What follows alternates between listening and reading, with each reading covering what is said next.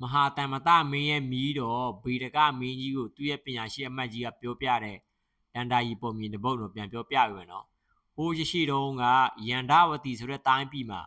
တုံတရမင်းကြီးဘရင်ဖြစ်နေတဲ့အချိန်ပေါ့မိုးရွာတဲ့တနေ့မှာတုံတရမင်းကြီးကရေတရောက်မှာတင်တဲ့မိုးရေတွေကိုမြင်တော့တောက်ညံစိတ်တဖွာဖွာပေါ်လာတယ်တဲ့အဲ့တော့မင်းကြီးကလက်ခုပ်နဲ့ခတ်ပြီးတော့တောက်တယ်ပေါ့အဲ့လိုတောက်တော့အာမရတော့သူကကုန်းပြီးတော့ပါးစပ်နဲ့စုပ်တောက်နေတယ်တဲ့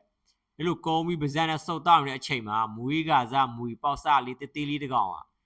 မိုးရင်နဲ့သူရောပြီးတော့မင်းကြီးရဲ့ပါးစပ်ထဲဝင်ပြီးဘတ်ထဲရောက်သွားတယ်မွေရဘတ်ထဲရောက်သွားမှမသိဘူး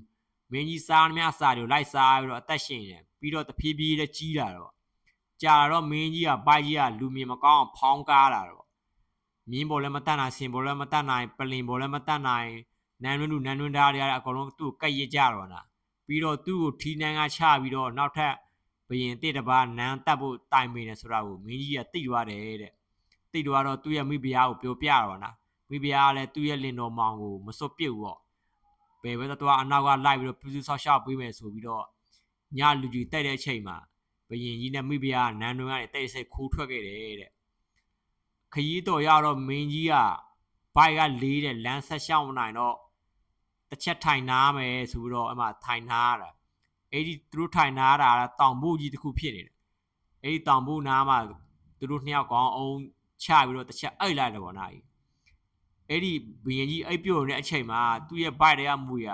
ပါဇက်ဝါကိုထွက်လာပြီးတော့ကျွေးကြော်တော့နာငါဘိုက်ထဲမှာနေတာကြာပြီးပေါ့နန်းတွင်းမှာဆိုရင်ထွက်လို့ရှိရင်လည်းနန်းတွင်းသားတွေကတွေ့ငါ့ကိုတတ်ကြအောင်ပေါ့အခုတိုးတဲ့ရောက်တော့ငါလိုက်လေလိုက်မှာပေါ့လေဝပြီးတော့ငါဘိုက်တွေပြန်ဝင်ဟန်ကြလိုက်တာဆိုတော့သူ့ကိုသူကျွေးကြော်တယ်တဲ့အဲ့ကျွေးကြော်တာကိုအဲ့ဒီတောင်ဘိုးမှာရှိတဲ့မွေတကောင်ကကြားပြီးတော့ထွက်လာပြီးတော့ပြောတော့နာဘရင်ရဲ့မစင်ကိုစားပြီးတော့ကြီးနေမွေပေါ့နာဒီတော့မှငါလိုမြင့်မြတ်တဲ့မွေတကောင်ရှိတဲ့ဆိုတာနေမသိဘူးလားဆိုတော့တောင်ဘိုးတွေကမွေကပြောတယ်တဲ့အဲ့မှာပိုက်တွေကမွေကတခါတောင်ဘိုးတွေကမွေပြန်ပြောတော့နာငါကဘရင်ရဲ့ဘိုက်ထဲမှာနေနေတယ်ပေါ့နော်ဘရင်စားများအကောင်းတွေအကုန်လုံးစားရတာပေါ့ငါပို့ပြီးခွန်အားရှိတယ်ပေါ့ပို့ပြီးတကူးကြီးတယ်ပေါ့နော်မင်းတို့တောထဲမှာနေပြီးတော့ပိုးကောင်တွေလိုက်စားနေပြီးတော့တောသားမူတဲ့ငါစကားပြောနိုင်ဘူးဆိုပြီးတော့ပြောပြတယ်တဲ့အဲ့မှာတောင်ဘိုးကမူရတစ်ခါပြန်ပြောတယ်ပေါ့နော်ဘရင်ကြီးမသိလို့ပေါ့နော်သိလို့ရှိရင် तू အဲ့တဲ့နားကအပင်တပင်ကအရွက်ကိုခူးပြီးတော့သုံးခွက်တစ်ခွက်ကျူတောက်လို့ရှိရင်မင်းရဲ့ခန္ဓာကိုယ်ကအပိုင်းပိုင်းပြတ်ပြီးတော့ဘရင်ဝန်းသွားလို့ရှိရင်တခါတည်းထွက်လာမယ်ပြောတယ်တဲ့အဲ့မှာဘိုက်တဲ့မူရတစ်ခါပြန်ပြောပြန်တယ်မင်းလည်းမသိခင်ပြောတာအောင်ပေါ့လားမင်းလည်းဟိုတစ်ချိန်တော့ကကုံတေကြီးပေါ့အရန်ချမ်းတာရွှေငွေရတနာတွေပိုင်ဆိုင်တယ်ပေါ့မစားရမတောက်ရမလှူရမတန်းရရသမျှရွှေငွေပစ္စည်းရတနာဒီတောင်မို့ကလည်းဖွက်ထားတယ်ပေါ့တကယ်မင်းသိသွားတော့မင်းကဒီတောင်မို့ကလည်းစောက်တဲ့မွေပိတ်တာအဆောက်ဖြစ်နေတယ်ပေါ့လားဒါဘရင်ကြီးမသိလို့လားသိလို့ရှိရင်လည်းတောင်ဘိုးကိုလည်းတူးပြီးလို့ရှိရင်မင်းကိုတခါတက်ပစ်ကြအောင်လို့ပြောတယ်တဲ့အဲ့လိုမွေးနှကောင်အခြေအတင်ပြောနေတာကိုမိဖုရားကကြားရတယ်မိဖုရားအဲ့မပြောတော့ဘရင်ကြီးကိုနှိုးတော့ပြောပြလိုက်ဘရင်ကြီးကလည်း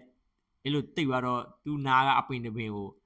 ကအရွက်ကိုယူသုံးခွက်တစ်ခွက်ကျူတောက်လိုက်တယ်ပေါ့တောက်တော့မှဘိုက်တွေကမူရအပိုင်းပိုင်းပြတ်တော့ထွက်ခဲ့တော့လားပြီးတော့သူတို့နန်းတွင်းကိုပြန်သွားကြတော့ညညချင်းပဲအဲ့မှာနောက်နေ့လိုကြာတော့မူမတ်တွေကိုအကြောင်းကြားပြောပြပြီးတော့အဲ့ဒီတောင်ဘိုးကိုတဖြူခါရတော့လား